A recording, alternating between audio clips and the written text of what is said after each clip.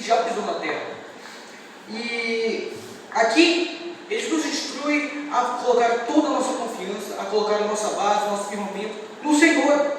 Ele nos instrui a temer a Deus e confiar nele de todo o nosso coração.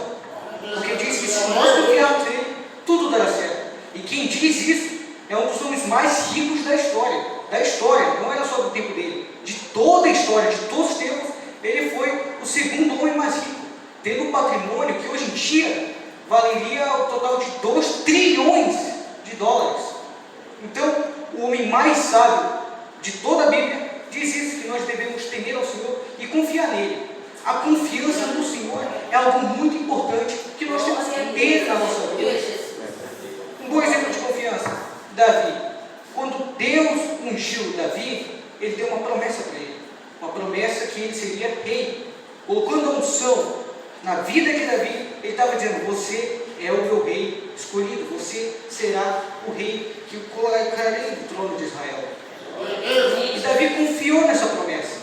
Tanto é que Davi várias vezes teve a oportunidade de matar Saul, mas ele não matou porque ele continuou esperando no Senhor. Ele colocou a sua esperança, a sua confiança no Senhor. E assim nós devemos fazer. Deus não cumpriu a promessa que ele fez com Davi? Davi se tornou rei. E ele continuou confiando.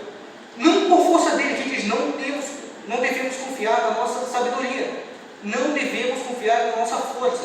Davi não confiou na força dele. Quando Davi foi enfrentar o gigante, ele confiou na força dele? Pelo raciocínio humano, ele não conseguiria. Ele não conseguiria vencer o gigante. Davi era só um menino. Mesmo se ele fosse um adulto, ele não ia conseguir derrotar o gigante. Porque ele era um homem já experiente de batalha, um herói de guerra. Mesmo se ele tivesse anos e anos, ele não ia conseguir. Todos os soldados do acampamento de Saul tremiam de medo perante Golias.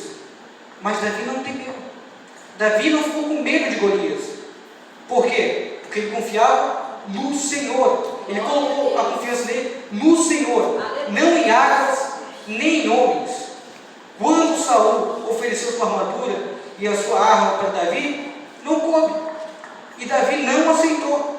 Por quê? Porque aquilo seria ele colocando a confiança dele nas armas, na armadura, e com certeza daria errado. Mas em vez disso, ele confiou no Senhor e venceu o gigante por causa da sua confiança. Então, nós temos que confiar no Senhor e não tentar ajudá-lo. Não bora tentar colocar nossa força na nossa própria sabedoria.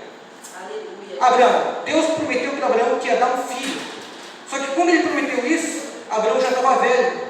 E a esposa dele, até onde nós sabemos, não podia ter filhos. Ela era estéril. Então imagina só, um homem de idade e a sua esposa recebem a notícia que vão ter um filho. Parece surreal, parece impossível para o pensamento humano. E o que aconteceu? Aconteceu que Abraão ouviu a voz de sua esposa. Sara veio com Abraão e falou o seguinte: olha, Abraão, eu acho que Deus quer que você engravide a nossa empregada, pegue a nossa empregada e tenha um filho com ela. Porque eu já estou de idade, eu não posso ter filhos. Então pega a nossa empregada e tenha um filho com ela. Toda vez que nós tentamos colocar a nossa confiança no nosso raciocínio humano, na nossa sabedoria humana, a gente acaba tendo mais problemas para a nossa vida. O que aconteceu?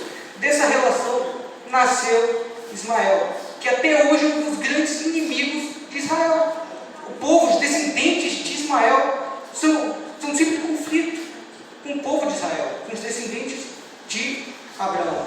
Então, para você entender, quando você tenta ajudar Deus, quando você tenta colocar a sua confiança nas coisas terrenas, nas coisas da terra, dá errado. Nós devemos ter que nem Davi, colocar a nossa confiança em Deus, porque assim tudo irá dar certo. E Deus é fiel para cumprir a promessa, mesmo que nós não sejamos fiéis. Lá em 2 Timóteo, na segunda carta de Timóteo, no capítulo 2, no versículo 13, diz que mesmo que nós não sejamos fiéis, Deus continua fiel, Deus continuará sendo fiel. E Deus, mesmo com Abraão, tendo a relação, tendo um filho com Agar, Deus ainda cumpriu a promessa que ele fez com Abraão. Deus não abandonou Abraão, Deus cumpriu a promessa. Ele deu um filho a Abraão. Então, mesmo que a gente não seja fiel, Deus continua sendo fiel. E lá em Êxodo, no capítulo 34, versículo 6, diz que a fidelidade e a misericórdia do Senhor são tão grandes que não podem ser medidas. Glória a Deus. E lá em Hebreus, no capítulo 10, versículo 23, diz que quem prometeu, o Senhor que prometeu, é fiel para cumprir.